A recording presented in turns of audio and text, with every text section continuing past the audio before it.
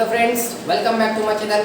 Good evening, good afternoon and good night, जो भी आप जहाँ पर भी लेक्चर देख रहे हो। So let's start. करें स्टार्ट। क्या चल रहा है हमारा? Kinetic theory of gas. Kinetic theory of gas, lecture number 302। Okay, so अपन ने दो लेक्चर तो देख लिए, 02 और 03। क्या देखा है दो लेक्चर के अंदर? रिकॉल कर पाएंगे? क्या देखा है उसके अंदर? हमने पढ़ा है कुछ गैस के लॉ और कुछ गैस के लॉ के ऊपर हमने बनाई कुछ इक्वेशन, बराबर। तो पता है कुछ गैस के लॉ सब याद आ रहे ना आपको? क्या भूल गए सब? तो बस लेक्चर देखते और छोड़ देते, ऐसा करने का नहीं। याद रखना है, रिकॉल करना है उसे, क्या है क्या नहीं। ठीक है, लेट्स स्टार्ट। तो बेसिक अगर बात करें लेक्चर 1 लेक्चर 2 के अंदर, तो हमारे जो एक्चुअल में तर्क है जो बहुत इंपॉर्टेंट है वो ये है कि हमने वहां पर निकाली है आइडियल गैस इक्वेशन। क्या निकाली है? Ideal gas equation. यानी सबको इक्वेशन क्यों बता पाएंगे? क्या है ideal gas equation? PV = nRT। बहुत सही सर, यही पढ़ाया था आपने, हमको याद भी आया। क्या आया सबको याद? बहुत सही। क्या था? P क्या था हमारा? Pressure of the gas. क्या था P हमारा? Pressure of the gas. V है volume of the gas. N क्या है? Number of mole. N क्या है? Number of mole. I am not talking about number of molecules. N का मतलब छोटे n। सुन लो मेरी बात, गौर से सुनना, ध्यान रखना। छोटा n का मतलब होता है नंबर ऑफ मोल्स। मोल ये कंसेप्ट मैंने आपको पिछले लेक्चर में अच्छे से बताया था, और नहीं भी समझ में आया होगा तो आगे आगे धीरे धीरे आपको समझ में आएगा। और केमिस्ट्री के अंदर तो एक्चुअल चैप्टर ही है आपको मोल कंसेप्ट बोलते, ठीक है। तो ध्यान में रखो, केमिस्ट्री हो या फिजिक्स हो, हीट ब्रांच के अंदर छोटा n दिखाई दिया तो उसका मतलब होता है नंबर ऑफ मोल। चलो बताइए R क्या है? R का मतलब होता है gas constant, universal gas constant, जिसका वैल्यू कितना है? 8.3143 जूल पर मोल केल्विन, बराबर। क्या उसके T क्या है हमारा? टेम्परेचर, ठीक है। किसका टेम्परेचर भैया? गैस का टेम्परेचर। तो ये सब बातें ये कहाँ से बनाया मैंने? उस अपने जो हमने दो तीन लॉ सीखे थे, Charles law, Boyle's law, Avogadro's law, Gay Lussac law, उन सब लॉ का मिश्रण हमने लास्ट में ये लगाया, जो तर्क हमने 2 लेक्चर में सीखा, जो कि बहुत इंपॉर्टेंट था। बहुत सारे बच्चे इंट्रो लेक्चर लेके छोड़ देते हैं, उनको पता होता है बेसिक बातें, बट वो बेसिक बात बहुत इंपॉर्टेंट होती है। जो बेसिक बात हमने वहाँ पर सीखी, वो जो लॉस को हमने जो सबको कंबाइन किया, और उस कंबाइन करने के बाद जो एक लिटिल बट छोटी सी इक्वेशन बनाई, जिसका नाम है आइडियल गैस इक्वेशन। बहुत इंपॉर्टेंट, जान लीजिए। उसका इंपॉर्टेंस अपने लाइफ में बहुत ज़्यादा है। लाइफ नहीं बोल सकते हम, फिजिक्स के अंदर तो बहुत ज़्यादा है, और फिजिक्स के अंदर हीट ब्रांच के अंदर तो बहुत ज़्यादा है। नीट जेई के अंदर, सीटी के अंदर अगर उनका कुछ फेवरेट पार्ट है तो वो है आइडियल गैस इक्वेशन, तो आपको आनी चाहिए। चलो ठीक, 2 लेक्चर की मैंने बहुत सारी चर्चा कर ली। आज के लेक्चर का क्या है सर बताइए? तो आज हम एक्चुअल में काइनेटिक थ्योरी ऑफ गैस के अंदर एंटर करने वाले, ठीक है। एक्चुअल क्या थी थ्योरी? पता है किससे दी थी काइनेटिक ऑफ थ्योरी को? किससे दी थी? याद है ना आपको? बोल्ट्जमैन और मैक्सवेल ने, याद है ना? भूलना नहीं कभी। बोल्ट्जमैन और मैक्सवेल ने हमें एक्सप्लेन किया था क्या? Kinetic theory of gas. अब एक बात जैसे आपको पता हो, किसी भी थ्योरी को अगर स्टार्ट कर रहे हैं, देखो बेसिक बच्चों के माइंड के अंदर डाउट्स होते हैं कि सर अभी तक मेरा एक डाउट क्लियर हुआ नहीं। अब क्या पता आपको क्लियर हो गया होगा, बट मेरे को ऐसा लगता है मोस्ट ऑफ बच्चों को क्लियर होगा नहीं। ये आइडियल गैस क्या होता है? एक्चुअली में नहीं समझा मुझे। क्या हमारे आसपास की जो गैस है, जो हमारे ब्रह्मांड के अंदर जो गैस है, क्या वो आइडियल गैस है? ये आपको दिक्कत आती है, ये सोचा होगा। क्या जो हम गैस देखते हैं, मान लो अपन जो अपने घर में जो गैस होता है, उसके अंदर जो गैस भरी होती है वो लिक्विफाइड वाली, क्या वो आइडियल गैस है? ऐसे डाउट है ना आपके? Actual what is the meaning of ideal gas? ये बहुत बड़ा डाउट है बच्चों का। या फिर रियल गैस क्या होती है? तो ये सब डाउट आज क्लियर होने वाली है, और ये डाउट क्लियर करेगा अपना और KTG, kinetic theory of gas. तो लेट्स स्टार्ट कुछ बेसिक अजम्पशंस। तो यहाँ पर मैं हेडिंग डालता हूँ basic assumption of KTG। Okay, तो अब ये क्या लाना है? assumptions माने क्या? assumptions माने क्या? कुछ बातें हमें मान के चलना पड़ता है। पता है ना आपको, अगर कोई थ्योरी पढ़नी है तो हमें मान के चलना पड़ता है कि ये भी ऐसा है। जैसे कि आपको बेसिक सी बात पता है, गणित पढ़े हो ना आप? गणित के अंदर आपको पता है 2 × 2 4 होता है। किसी को पता है क्यों होता है? नहीं पता ना, अपन ने मान लिया यस 2 × 2 = 4, 2 का स्क्वायर होता है 4, ये हमें मान लिया।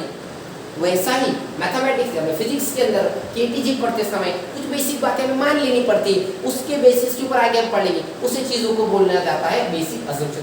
हालांकि इतना इंपॉर्टेंट नहीं है, बट हमें कवर करना है, स्किप नहीं करना है, बेसिक बेसिक जो भी है हमें 99% तक कवर ही करना है। तो एक पॉइंट बोल के मैं ले लेता हूँ क्या है assumption.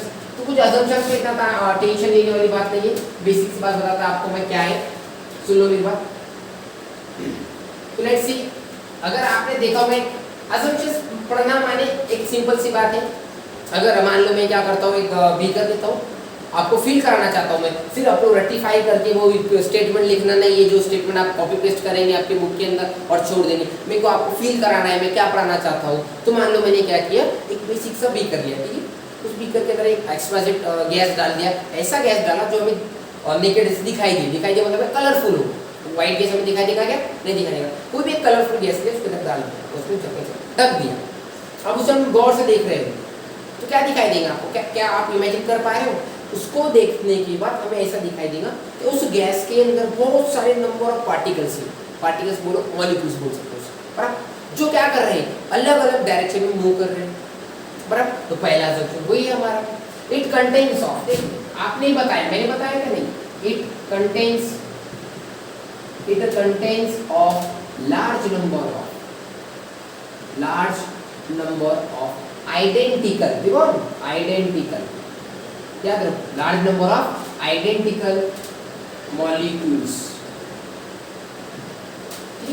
it contains large number of identical molecules। Simple सी बात है, अगर माइक्रोस्कोप से देखा आपने उसको, उस बीकर को हमने जो अभी यहाँ पर रखा है 2 मिनट पहले मेरे हाथ के ऊपर, तो हमें क्या दिखाई देता है कि उस गैस के अंदर large number of identical molecules है, सब छोटे छोटे मॉलिक्यूल जो कैसे आइडेंटिकल सेम है सब, ठीक है। अगर माइक्रोस्कोप देखें तो आपको समझ में आएगा आइडेंटिकल क्या है, मॉलिक्यूल which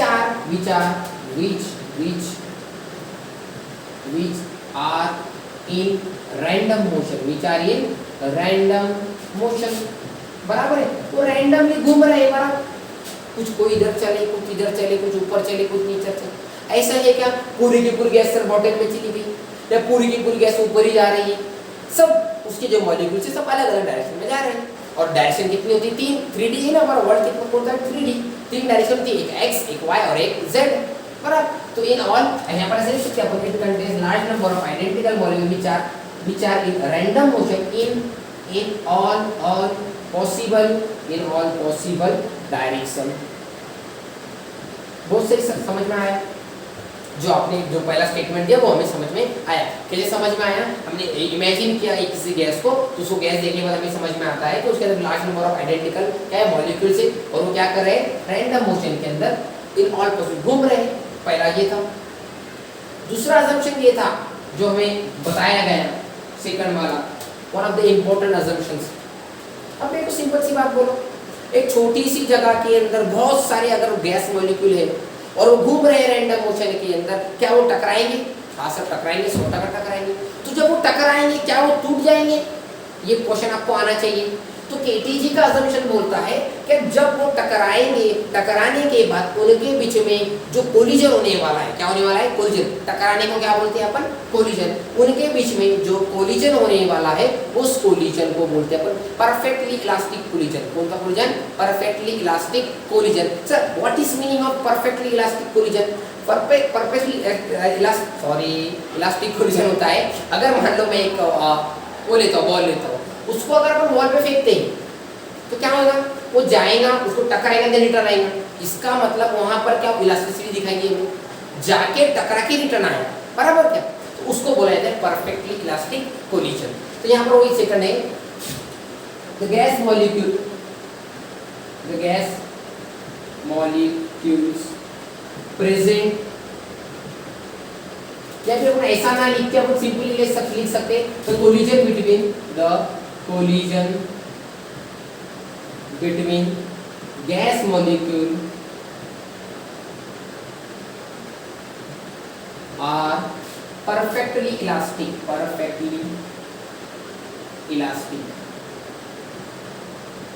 समझ में आया? जो गैस मॉलिक्यूल के बीच में जो कोलिजन हो रहा है, जो टकरा रहे हैं वो कैसे परफेक्टली इलास्टिक, वो टकराते हैं देन वापस चले जाते हैं, टकराते हैं वापस चले जाते, इलास्टिक नेचर दिखाई देता है। और इसकी वजह से नो एनर्जी लॉस, क्या बोल सकते हो उसको, नो एनर्जी लॉस। अभी नो एनर्जी लॉस माने क्या, मतलब जितनी एनर्जी पहले थी उतनी एनर्जी, अब सिंपल सी बात है, तो जितने जोर से फेंकेगा बॉल को, बॉल के ऊपर उतनी जोर से वापस आएगा।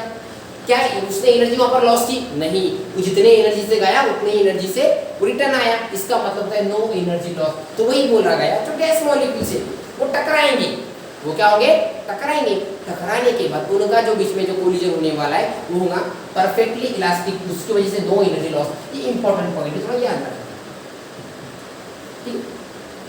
सेकंड जो असम्पशन जो थोड़ा चौंका देने वाला था, जो मेरे को भी चौंका दिया, सबको चौंका दिया, इंपॉर्टेंट है, इसको कोई इंपॉर्टेंट लिख सकते हैं। थर्ड वाला जो असम्पशन है, ये थर्ड वाला इंपॉर्टेंट है, ठीक है, आपको थोड़ा ध्यान से चलना।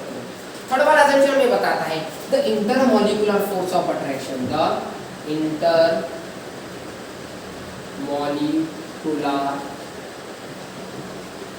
Force of attraction between two gas molecule is zero और निग्लेजेबल।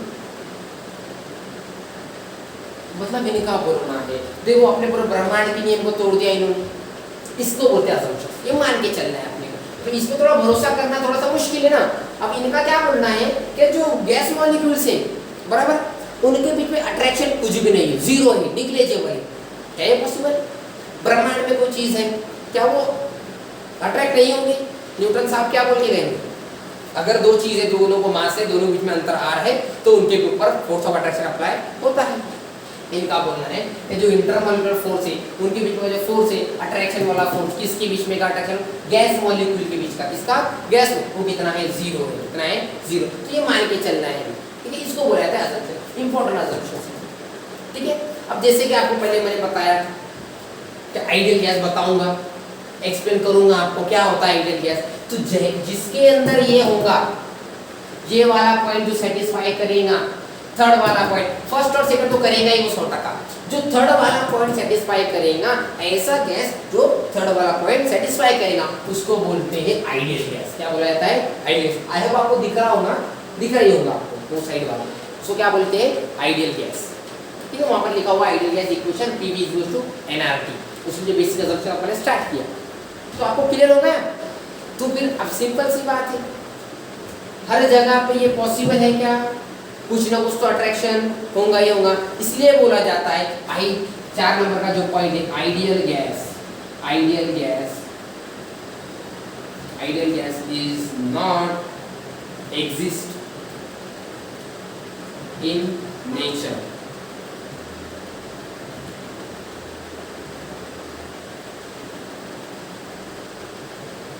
Exist in nature.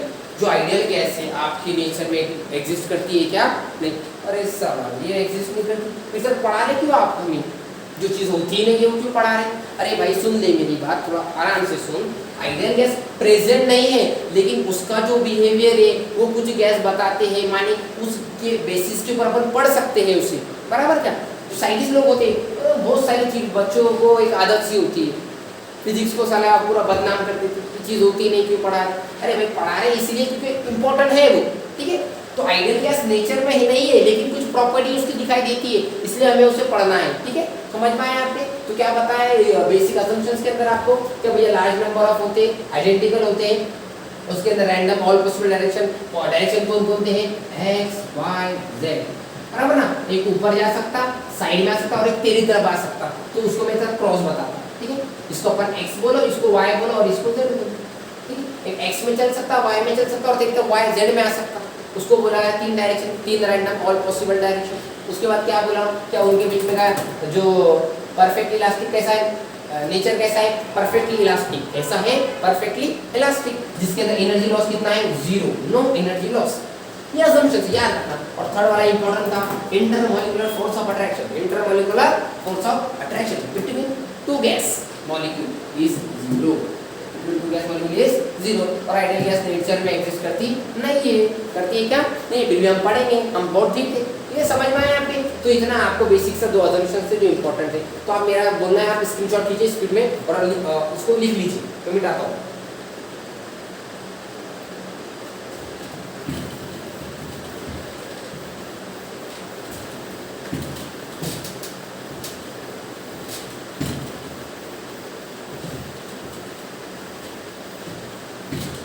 बताइए सर इसके बाद का क्या इंपॉर्टेंट पॉइंट है? अब आपको आइडियल गैस भी समझ में आ गया, आपको बेसिक नेचर भी समझ में आ गया, अजम्पशन भी समझ में आ गया, मतलब इसका मतलब आप केटीजी के अंदर एंटर कर चुके हैं। अब केटीजी को अपन थोड़ा सा अंदर से पढ़ेंगे, ठीक है? अंदर से मैंने कैसा, मान लो मैंने यहाँ पर मस्त बी कर लिया, ओके सर, कोई दिक्कत नहीं। इसके अंदर मैंने कोई भी अननोन गैस भर दी, क्या ये गैस के मॉलिक्यूल पर क्या वो रैंडम मोशन करेंगे? हाँ सर करेंगे, सिंपल सी बात। कोई ऊपर जाएगा, कोई नीचे आएगा, कोई साइड में जाएगा, कोई साइड में, कोई ऊपर नीचे आजू बाजू, जिसको जिधर जाना है वो उधर जाएगा। बराबर, सिंपल सी बात, लॉजिकल बात है उसके अंदर। वो रॉकेट साइंस तो पढ़ा रहे नहीं ना, सिंपल सी बात है। अगर किसी कंटेनर के अंदर हमें गैस भरते हैं तो उसके अंदर के गैस मॉलिक्यूल अलग अलग जगह पे जाएंगे। तो मेरा बोलना इंपॉर्टेंट बात है। अब ये जो पार्टिकल है यहाँ से लेके यहाँ तक है, अगर रेड पिल अगर आपको दिखता है तो आई होप आपको दिखेगी, वो लाइट के अंदर नहीं दिखेगा वो।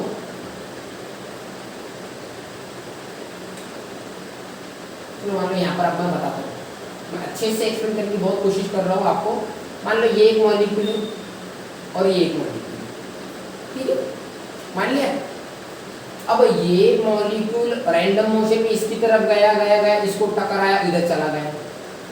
जैसे कि हमने भी पढ़ा इलास्टिक नेचर है, दो चीज टकराएंगी, दूसरे दूर चली जाएंगी, बराबर क्या? तो उसका मेरा बोलना आपको ये है कि यहाँ से लेके यहाँ तक गया, सिंपल, ठीक है। इस अंतर को मतलब एक कोलिजन होने के दो जो कोलिजन होने वाले हैं, दो चीजों के जो कोलाइड होने वाले, कोलाइड होने के लिए जो लगने वाला अंतर है, वो जो बीच में की दूरी है, उसको बोला जाता है mean path, mean free path. क्या बोला जाता है? एक्चुअली उसको बोला जाता है फ्री पाथ। उसको क्या बोला जाता है? Free path. उस रास्ते को, उस एरिया को, उस लेंथ को बोला जाता है फ्री पाथ। तो अभी हम पढ़ने वाले एग्जैक्टली वही mean free path, mean free path. Mean इस वर्ड का मीनिंग होता है एवरेज। अपन एवरेज निकालते ना, एवरेज पता ना, एवरेज 10th के अंदर मार्क्स गिरे थे आपको, 6 सब्जेक्ट थे, अपन 5 के निकालते, बेस्ट ऑफ 5 एवरेज निकालते थे उसका, बराबर। उसको क्या बोलता है? एवरेज बोला जाता है। एवरेज मीन फ्री पाथ, क्या बोलेगा उसको? Mean free path. तो क्या है डेफिनेशन, क्या है mean free? Simple simple definition, अगर बहुत चर्चा वाली बात नहीं, थ्योरी वाला चैप्टर चल रहा अपना। द एवरेज डिस्टेंस, मीन है ना, मीन इसलिए average, the average distance covered by molecule between two successive collision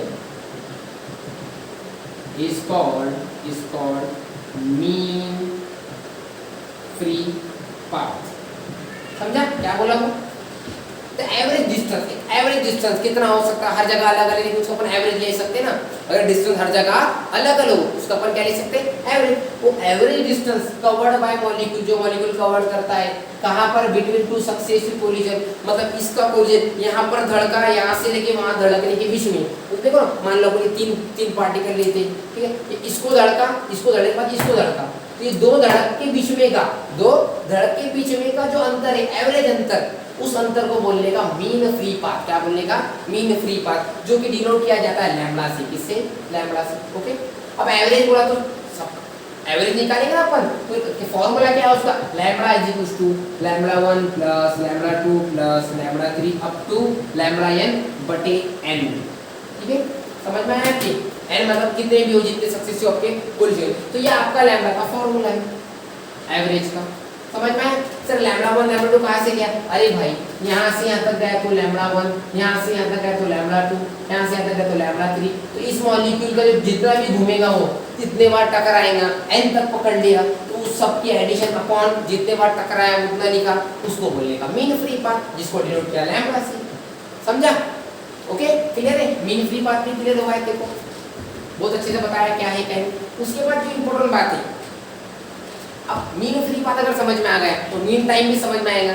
अब एक सक्सेसिव कोलिजन के बाद मतलब the time taken by mean free path, the time taken by gas molecule to cover distance between two successive collision is called average time और mean time। mean और average का मतलब ये क्या होता है समझ के लो, mean time समझ में आया? अब सिंपल सी बात है, अगर मेरे को बोलो लैम्बडा 1 है तो t1 रहेगा, लैम्बडा 2 तो t2 रहेगा, बराबर। तो यहाँ से यहाँ तक जाने को टाइम लगा t1, यहाँ से यहाँ तक t2, यहाँ से यहाँ तक t3। सबका अगर हमने एवरेज निकाला तो क्या वो t मिलेगा मुझे, कैपिटल T, जो कि small t1 plus small t t3 up to tn बटे n के जो एवरेज टाइम मिल गया, बराबर है? समझा? तो ये बेसिक तो डेफिनेशन है जो आपको आना जरूरी, मैंने आपको बता दिया। अपन कोई भी पॉइंट स्किप नहीं करेंगे, होता कैसा है आपको सब पॉइंट आना चाहिए। ओके समझ में आया? तो मीन फ्री पाथ भी हो गया, और एक ये क्या था एवरेज टाइम था, तो ये भी आपको क्लियर हो गए। 2 पॉइंट क्लियर है, स्क्रीनशॉट ले लीजिए स्पीड में। अगला पॉइंट बताता हूँ।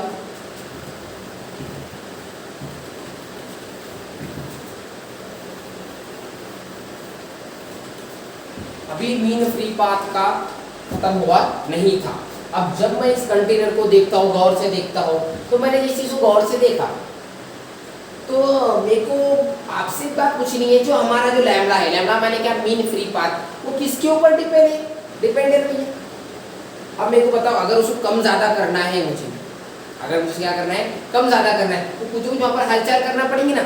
अब मान लो मैंने क्या किया, इसको कंटेनर ओपन किया, ठीक है। अब मान लो इसके अंदर जो गैस है ना वो इसी गैस, 2 मिनट के लिए रख करता हूँ सभी। ये हमारा कंटेनर है, ठीक है। इसके अंदर ये गैस थी, तो पहले से गैस थी इतनी। अब मैंने क्या की, ऊपर से और गैस डाली, बराबर है, और गैस डाली और बाद में बंद कर दी। पहले से गैस बढ़ी या घटी? 100% बढ़ी। अब जब गैस बढ़ेगी, मेरे को बताओ ये पार्टिकल इस पार्टिकल से जल्दी टकराएगा या लेट टकराएगा? ऑब्वियसली जल्दी टकराएगा। क्यों? वहां पर गर्दी बढ़ गई। जब एक रूम के अंदर अपन ज्यादा बच्चे भरेंगे तो उनके बीच में टकराव जल्दी होगा या लेट होगा? 100% जल्दी होगा। इसका मतलब आपका क्या, जो मीन फ्री पाथ है वो किससे कम हो रहा? वो जैसे तुम गर्दी बढ़ा है उसका डिस्टेंस कम हो रहा ना, जल्दी से टकराएगा वो। तो क्या मैं ऐसा लिख सकता हूँ, mean free path is inversely proportional to the density बढ़ाया ये घटा, दोनों क्या है एक दूसरे को इनवर्सली प्रोपोर्शनल। इसको बढ़ाया इसको घटाया। अगर इसको बढ़ाना है आपको, अगर आपको इसको बढ़ाना है तो इसको घटाओ। समझा? कोई दिक्कत वाली बात? ओके, एक पहला नियम समझ में, इसको बॉक्स करिए भाई, बहुत सही सर। अब मैं क्या करता हूँ, अब बढ़ाता नहीं हूँ, जितने पार्टिकल है उतने पार्टिकल रखा हमने गैस मॉलिक्यूल जो पहले थे हमारी फर्स्ट कंडीशन, ए वाली कंडीशन, बी वाली कंडीशन, जितने पार्टिकल उतने पार्टिकल ही रखा मैंने। बट अब मैंने क्या किया पता है क्या, वो जो गैस मॉलिक्यूल था उसको साइज बढ़ा दिया। देखो सब पार्टिकल की साइज मैंने बढ़ा दी। अब सिंपल सी बात है, साइज बढ़ा तो अंतर भी घटेगा, अंतर घटा तो उनका मीन फ्री पाथ भी क्या होगा, घटेगा। तो मेरे को बता उसका साइज बढ़ाने से क्या हुआ, उसका अंतर भी घटा। तो क्या यहाँ पर लिख सकता हूँ मैं inversely proportional to size, inversely to size. अब यहाँ पर एग्जैक्टली साइज में क्या लिखना है सर, तो यहाँ पर साइंटिस्ट से उन्होंने एक्चुअल में बताया इनवर्सली में क्या लिखना है। साइज की जगह पे वो बोलते हैं यहाँ पर लिखो डी का स्क्वायर, किसका स्क्वायर, डी का स्क्वायर। चलो डी कौन है? डी है हमारा धर्मेश, डी हमारा धर्मेश। हाँ वेरी गुड, डी हमारा धर्मेश नहीं है। डी माने क्या? डी होता है डायमीटर। डी क्या होता है? डायमीटर। बराबर। डी एबीसीडी देख क्या है तो डी माने धर्मेश समझते हैं कुछ। तो ये सेकंड हमारा है। आया नहीं आया? क्लियर हो रहा है आपको क्या बता रहा हूं मैं? Lambda inverse proportional to density, lambda inverse proportional to D square. D माने डायमीटर, डी माने क्या है? डायमीटर। तो इसको भी इनवर्स लिए, इसको भी इनवर्स लिए, क्या दोनों को मिला सकता हूं? हाँ सर, क्यों नहीं मिला सकते? तो लैम्बडा इनवर्स प्रोपोर्शनल आएगा दोनों को, डी स्क्वायर इनटू डेंसिटी। आया कि नहीं आया? अब सिंपल सी बात है, आपको बचपन से पढ़ाई जा रही है। क्या पढ़ाई जा रही है? जब जब प्रपोस्टेट का साइन आता है उसको हटाइए और कांस्टेंट लगाइए। तो लगा दो फिर लैम्बडा इज इक्वल टू, तो इसका आगे लिख रहा हूं यहां पर ऐसा कॉमा लिखा, इसके आगे लिखेंगे, अगर नीचे लिखूं नहीं सामने लिखेंगे। इसको हटाया और जो कांस्टेंट है वो है 1/में अपना डी स्क्वायर, और ये है तो है ही पहले से ऑलरेडी। कांस्टेंट क्या है? कांस्टेंट है √2 into पाई, √2 into पाई, ये है हमारे कांस्टेंट। तो ये बनता है हमारा फॉर्मूला। क्या बनना हमारा formula? Lambda is equal to 1/√2 into pi D square into rho, D square into rho. D क्या है? डी का मतलब होता है अपन लिखा डायमीटर, और रो क्या है? रो है डेंसिटी। रो क्या है? डेंसिटी। गलती से भी इस डी को डेंसिटी नहीं बोलना और ये बोलना सर हम पहचानते नहीं इस नो को, मराठी का नो है नहीं, इसको मराठी का नो बोलना नहीं, ये है हमारा डेंसिटी और डी का मतलब होता है डायमीटर। यहाँ पर क्वेश्चन बनेगा, जेई वाला पूछेगा, जेई वाला पूछेगा, नीट वाला तो पूछेगा, नीट जेई। तो चांसेस है घुमाने फिराने वाले। रेयर फॉर्मूलास बोल सकते हैं इसको, मीन फ्री पाथ का बच्चों को पता होता नहीं, उनको लगता है मीन फ्री पाथ मतलब अभी 2 मिनट पहले जो पढ़ाया lambda 1 lambda 2 lambda 2 up to ये रफॉर्डियन खत्म और दिया वाला। तो ये चीज रहती है। एक क्वेश्चन कराऊंगा अभी इसी पार्ट में, अगले पार्ट में क्वेश्चन कराऊंगा खतरनाक वाला, इसके ऊपर मजा आ जाएगा। ठीक है, क्वेश्चन समझ में आएगी फॉर्मूला। अब होता है ये फॉर्मूला थोड़ा सा ऊंच नीच करे जाती है, थोड़ा सा हिला जाता है फॉर्मूले के साथ। अब डेंसिटी, डेंसिटी का मतलब क्या होता है बच्चा लोग? फॉर्मूला क्या डेंसिटी का? Mass upon volume. क्या है? मास अपॉन वॉल्यूम, बराबर क्या? अब यहाँ पर मास को लिखा जाता है कैपिटल एन से, इससे कैपिटल, ऐसा क्यों यार? गलत बात है ये, कैपिटल एन क्यों लिखा जाता है? कैपिटल एन माने तो हमारा नंबर ऑफ था नहीं, छोटा एन था। वो क्या था? छोटा एन। तो अभी भी यहाँ पर लिखा हुआ है nRT is equal to PV, छोटा एन नंबर ऑफ मोल। ये बड़ा एन है, बड़ा एन मतलब क्या? मास, उस गैस का मास, अपॉन वॉल्यूम भी, एन अपॉन वी। तो ये एन अपॉन वी ये भी याद रखना है, इसको यहाँ पर पुट कर दे, क्या बनेगा? लैम्बडा 1/√2 पाई डी स्क्वायर, बाकी सब जैसे का वैसे लिखा, और रो के जगह पे मैं लिखता हूँ n/v। क्या लिखता हूँ मैं? n/v। तो ये फॉर्मूला भी कहीं पर यूज होता है, बराबर। एक्चुअल में अगर आपको कंसेप्ट याद है, अगर आपको कंसेप्ट याद है तो आप फॉर्मूला कहीं पर भी यूज कर सकते हो। ठीक है, समझ में आया क्या क्या पढ़ाया आज? I think so lecture time is over. पहले स्टार्टिंग में मैंने अजम्पशन पढ़ाया आपको, अजम्पशन के अंदर बेसिक 2 अजम्पशन 3 अजम्पशन बताया जो कि बहुत इंपॉर्टेंट थे। उसके बाद आपको मीन फ्री पाथ और एवरेज टाइम बताया। उसके बाद आपको लैम्बडा का ये 2 इक्वेशंस जिसके थ्रू अपन ये फॉर्मूला बनाया। ठीक है, समझ में आया? एक बार अच्छे से रिकॉल कर लो, एक बार देख लो थोड़ा पीछे जाके। आई थिंक तो समझ में आया होगा 100%, और ज़्यादा कुछ मुश्किल नहीं है, सिंपल सी बात है। ओके, तो थैंक यू सो मच। इसका स्क्रीनशॉट लीजिए।